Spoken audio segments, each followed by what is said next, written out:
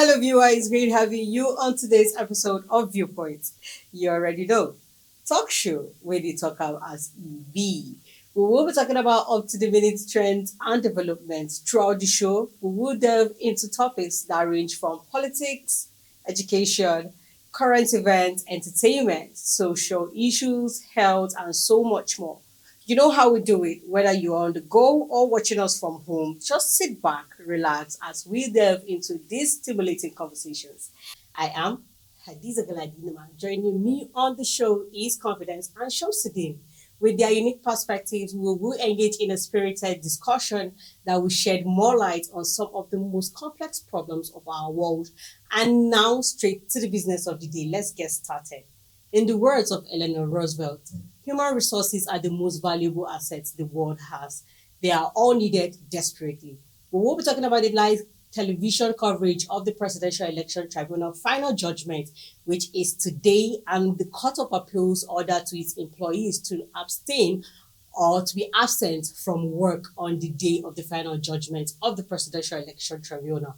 Also, we will be talking about cultivating resilience and bouncing back from setbacks. And later on the show, we will be talking about excessive alcohol consumption and underage drinking.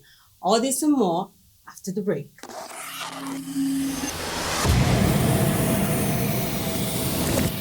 Experience the acceleration of Oweleketv.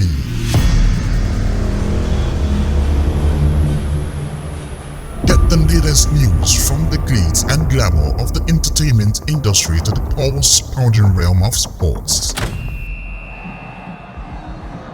We provide accurate and up-to-date information, exclusive interviews with top political analysts that will leave you craving more. Our team of professionals delivers captivating content from Nigeria and beyond. Follow us on our social media handles at Oweleketv. Visit our website at www.oweleket.tv for a thrilling journey.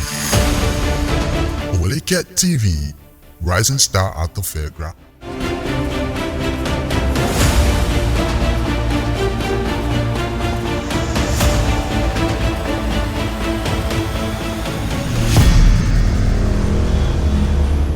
Welcome back.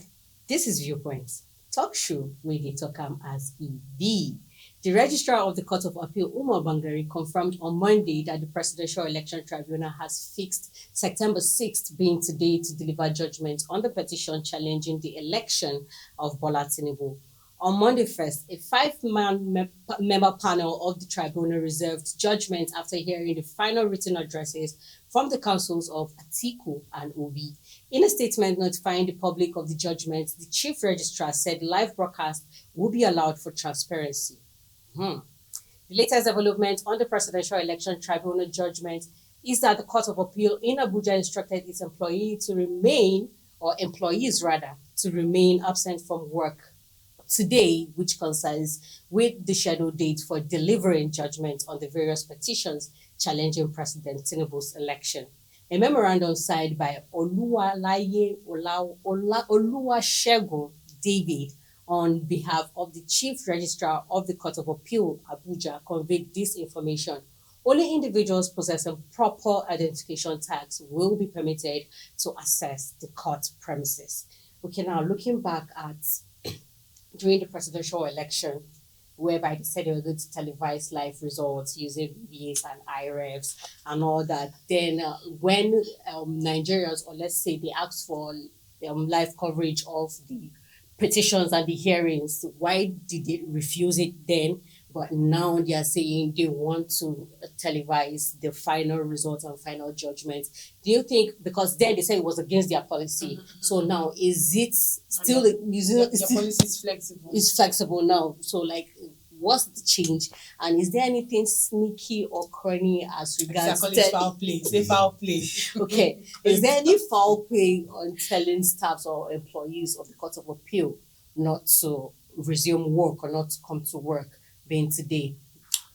Okay, so I like to say this. I remember there was a particular time I had the opportunity of covering I think is still the Court of Appeal. Mhm. So when we enter the courtroom, when the judge is about to sit, the next thing was okay. I was holding a phone, Mhm. and the judge told them to tell me to go out of the courtroom because I was holding a Your phone. phone. So they expect that you don't use your phone. You don't. Mhm. So everything that happens within the court premises, except what the counsels Mhm. come out to actually to tell the newsmen after the judgment. So that's what I've actually known about how the court operates. So and like the world is evolving, and Yeah. I think we need to evolve with the world. And there's always been the need for accountability and transparency. Mhm. So which means that now what is what doing well, and there've always been recently there've been more clamor about what we call the OGP, which is open government partnership, where government opens all its activities to the people and say, okay, this is exactly what we are doing. No, we are not doing any shady thing. So I think it's commendable to say, okay, now even if you say it is against your rules before, we don't know, maybe they've sat down and say, okay, they've amended the rules, and now we're having this. And so let's commend them for making it open. So we look forward to seeing what happens later today as regards the opening of the activities to the general public. What is it?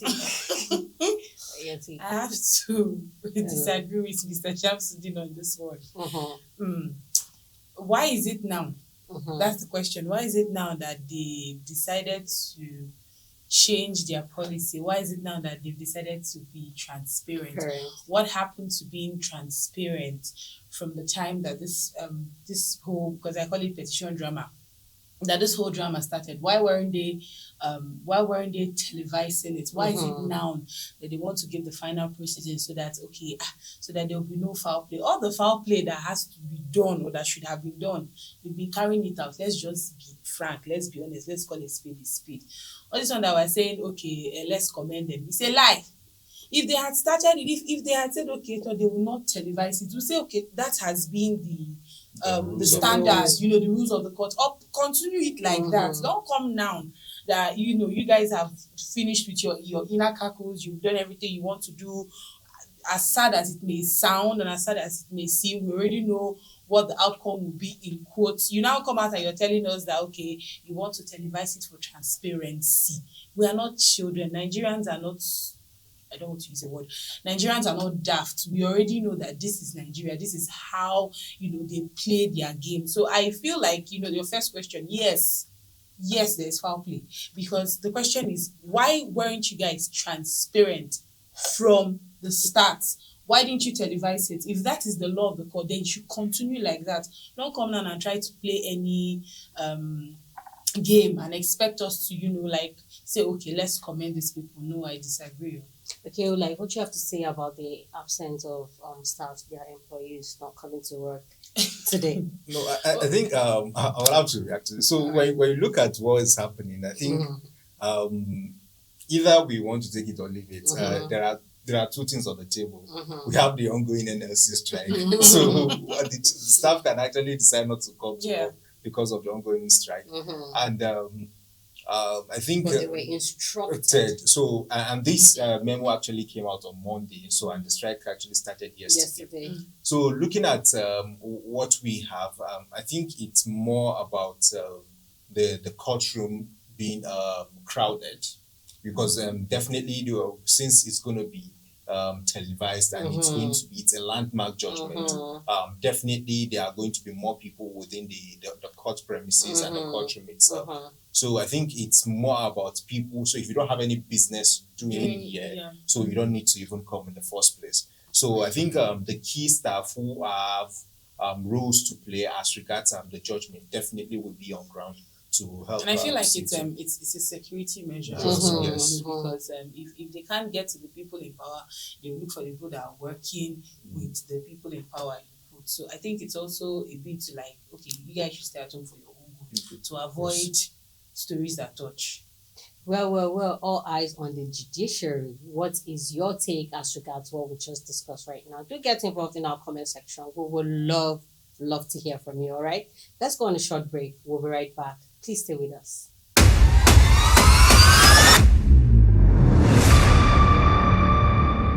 Welcome back, and thanks for staying with us. Up next, we will be talking about cultivating resilience and bouncing back from setbacks. Setbacks are inevitable in life, and resilience is the ability to adapt and recover from adversity, difficult situations, or trauma. It is not about avoiding challenges or living a stress free life, but rather the ability to cope with stress and adversity when they arise. Cultivating resilience involves developing a positive mindset, building a positive support system, practicing self care, developing coping skills, and focusing on solutions. So, now how can we turn challenges into opportunities for growth and self improvement? Okay. First of all, I Mhm. think I'd have to say that failing at something, or what's the better way to put it, when you excuse me, when you fall down, whatever made you fall down does not define you. You have to find a way to bounce back, and there's no better way. I'll always say this, that what you tell yourself, anybody can speak to you, anybody can advise you, anybody can encourage you, but that encouragement that you give yourself, that thing you tell yourself, that word of advice, or whatever, however you pump yourself up, is the best way for you. So I think the first step is accepting the fact that it has happened. This setback has happened, and you are actually alive and well to be in it. Some people will say, what kind of talk is that? But it's the truth. And so where there's life, there's hope. So I think the first step to bouncing back from setback is accepting that, okay, it has happened. What is the way forward? I have a friend that, when stuff happens, I wouldn't say I'm always reactive, but, we're built different. So whenever it happens, I'm always, and then she's there and she's asking ahead, what's the way forward? And I'm like, are you a robot? Did you not just see what happened? React now. She'll be like, whatever reaction I'm going to give to this thing now, whatever has happened, it won't change it. It has happened. Once spilled milk, is spilled. You can't pack it back into the cup. Or even if you recover it, it will not be as it was. So it's more about, okay, it has happened, realizing that this thing has occurred, and then accepting it, and then building a tough skin, talking to yourself, because like I said, anybody can talk to you. You understand? But it's what you tell yourself that actually counts. And then I think the second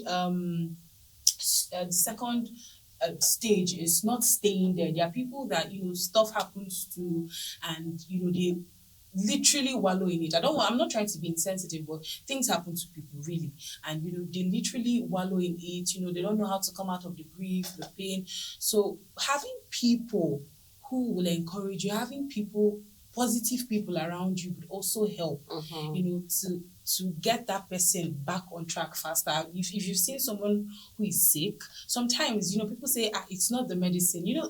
In a way, it's true. Yes. The kind of love and care that is poured out to someone who's recovering, you'll be so shocked that it's not even about the drugs anymore, because there are people that drugs are administered to, and the outcome still comes out negative. But when you have positive people around you, have the right energy, you have the right vibe, they will tell you, yes, it has happened, but we're here for you. I think it has a way of strengthening a person, so that even when you're talking to yourself, at least what you're saying is making sense. So I think those are one of the two ways. So I think there's a popular saying that when life throws a lemon to you, make lemonade out of it. So I think post COVID actually came with it's popularized the word resilience. We never expected it to come. And when it came, it brought out maybe the beasts in everybody. So a lot of people, if you could see what happened, a lot of people pivoted in terms of business, a lot of things. So they were more of internet-based businesses now, because that's the only thing that happens. So most times within that particular time that something like maybe bad has happened, it also presents opportunities. And when you look at it, most times some people might not be able to decipher what is the opportunity that this is bringing, while some other time it might actually come. But a lot of people are actually afraid to say, okay, let me take that leap. To say, okay, let me embrace the new me. Maybe this is the new reality I want to go. And most time, I listened to somebody last week and he said, forget about that. A lot of people get stuck with, this is how I used to be. I used to be the big boy. I used to be so forget about that. It doesn't define you any longer. So what defines you now is the present and what the future holds. So you might not be able to control what happens in the present, but you have the power to influence what the future looks like. So, and how do you influence what the future looks like? It's by saying, okay, I've agreed that I failed, but at this time, moving forward, I will try as much as possible not to allow anything to happen again. So you've learned from what has happened earlier, and this time around, you're saying, okay, these were the things that led to why I failed. And you wouldn't want to throw that part again. So if there were some things that you said, you will be conscious of saying it. If it were some actions that you took, you'll be conscious of not doing it again because you know the repercussions that are going to come at the end of the day. So this one helps you to actually build that resilience. And at the end of the day, when you continue practicing it, it might not be the way you wanted, because most times a lot of people that have tasted success before, they always are fixated about particular pathway. Yes, a particular pathway. And like Confidence said earlier, something that is very important is in this process, people need what we call the support system. I just over the weekend, one of our close colleagues, his son was diagnosed, 11-month-old child was diagnosed of a hole in the heart. And that alone, he was told to go and look for 7 million naira for the surgery. And so we started the fundraiser 5 p.m. on Saturday, and by day before yesterday, which was Monday, 2 p.m., we're able to raise 10.4 million naira from Nigerians.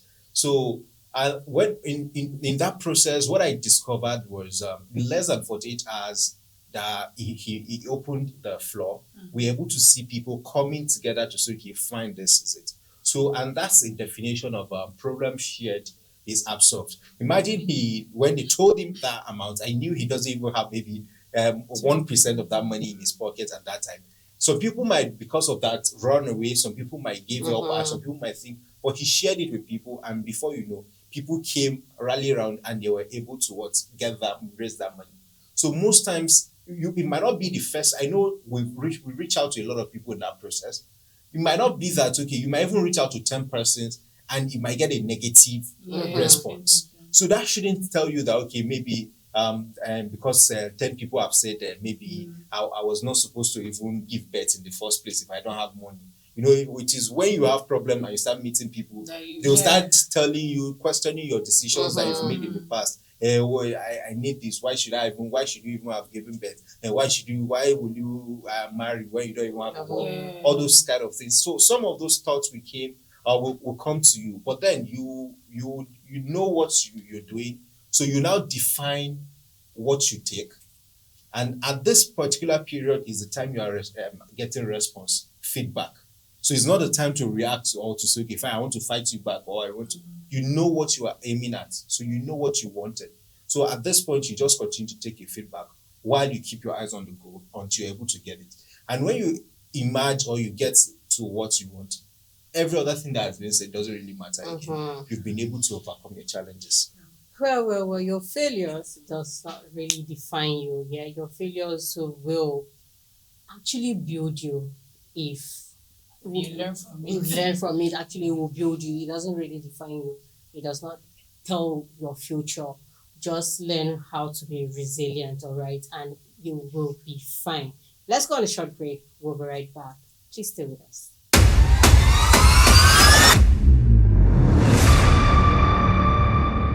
Welcome back and thanks for staying with us. Moving on to our last topic, we will be talking about a major public health issue that can have serious consequences on the physical, emotional, and social well-being of young people, especially. We will be talking about underage drinking, that is excessive alcohol consumption. We will be talking about, yes, underage drinking. Despite the age limit or restriction, underage drinking remains a prevalent problem in many societies, particularly in social settings where alcohol is readily available. Underage drinking can lead to a wide range of negative outcomes for young people, including alcohol poisoning, impaired judgment, addiction, academic problems, and even lead to death. It can also have a negative effect on on brain development of young people, leading to long-term cognitive and developmental deficit. So now, what are some of the warning signs that a teenager may be engaged in underage drinking? Chelsea, let's start with you. One thing that is very important and it's worthy to notice, it says that it takes a village to raise a child. So most of the times, if you grew up in the normal ghetto setting, whereby you wake up in the morning, you have one brother that smokes. Yes. So he sends the child to say, okay, come and buy cigar for me. Yeah. And you have in the other side of the house, you have one auntie, maybe she's into hookup and all that. So you grew up in that kind of a setting. It's going to be very difficult for a child to grow up in that kind of environment and lead a very good life.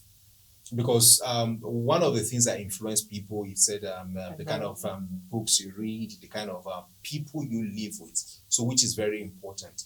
And also another thing that is also very important is the kind of media you watch. So when you talk about the books, so maybe barely the books might not really have effect like the way the media and the environment will have effect on the child. So when you, for example, you have some kind of movies that promotes the drinking of this thing for teenagers, it makes things easier. And the child, when you continue to see something for the first time, there's what we call the frog approach. If you carry a frog and you put it inside water, hot water, it will jump out immediately. But if you carry that same frog, you put it in an empty pot and you light yes, and you start pouring water. So when it is going to be fully immersed in it and the water is going to be hot, the frog won't even jump, will not be able to jump on it. Because at that time it already feels okay, it is just normal. Because the temperature is increasing with its body temperature and it's adjusting to it gradually. And that's how the children who grew up in such kind of areas or are exposed to certain kind of medias, that's how they get adjust to it, and over time they see it as normal.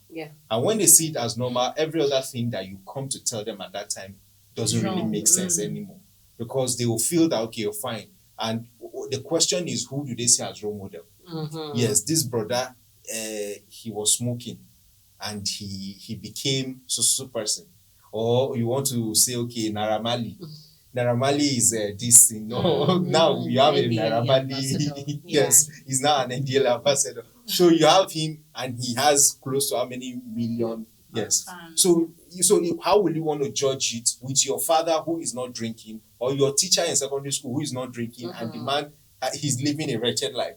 So who will you want to take as a role model? A Naira Marley who is into all this and he's having millions. Yes. So that alone defines who we take as a role model, and that alone defines what kind of attitude the child actually takes. So having said that, now in what way can we actually avoid this?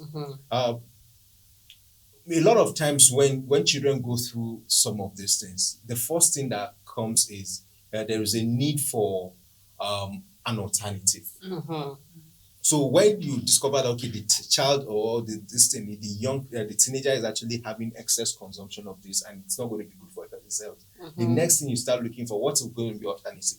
Because if you are saying stop drinking this, the body and the this thing has already started adjusting to it. Yes. So you have to start looking for alternative 1st. Mhm. So if it's a particular time that he has been using to do it, you start saying, okay, fine, so time, okay, how many hours are you spending using this? So what do you use with that time? So if you are not creating another opportunity or another time for that thing, over time, it's just like somebody, maybe like a madman. You just chain a madman down for a very long time. The moment you release that chain, he will still go back and start doing. Definitely. So you have to look for an alternative, and you have to allow the person to go through therapy. Then when the person now comes back saying a lot of rehabilitation and comes back saying, and you don't also take him back to that same environment where he grew up or where he saw those things, because the brain still has that kind of thing. When there are those flashes, Yes. you will still want to go back and say, okay, fine, this is it. Unless the person is able to be fully out of it, then he can now start saying, okay, I remember when we still get to that, this yes. this kind of thing. Mhm. And that's how to get away with, get out of such situation. All right. Well, for me, I think I'll come from the angle of what the government or what the NDLEA is doing to regulate some of these things. If for me, I think they're not doing a lot. Mhm. They're not doing a lot. The parents, like Shamsuddin said, sometimes there are just some things that there's so much a person can do. Mhm. Like take for example a place in Lagos. They call it the hood ghetto. Some of these children are not asked to be born into these things. They are born into it, and at some point, they have to start saving them and everything. So I think the government is they're not doing so much. Like you see children that have nothing to do with bars, drinking bars, they are there in the bar. Some of them, are serving as bottle girls, some of them are serving as bartenders. So sometimes the society itself also is not doing so much. The law, the only thing we know is that you should drink responsibly. Yes. Don't drink while you drive. Under 18. Is it under 18? Yes. 18 is the. No, But you see some people that are under 18, they are drinking. And this thing has so much effect on young people, and as they take it and they get older, it deals with them even more. So I think it's just a thing that everybody has to, all hands should be on deck to tackle it, because if it continues, we're losing the younger generation, as time goes. Underage drinking should not be taken lightly. It is a serious public health issue that requires the attention and action of everyone. We can all play a role in preventing underage drinking and ensuring that our young people are healthy, safe, and thriving. That's it on today's edition. You already know. Talk show with the Talkam as EV. Thanks for your time. So be a part of our conversation by dropping your opinions in our comment section, and don't forget to follow all our social media handles displayed on your screen for more episodes of Viewpoints. Subscribe, like, share, and turn on the little notification bell on our YouTube channel at Oweleketv. Our website is oweleke.tv. Bye for now.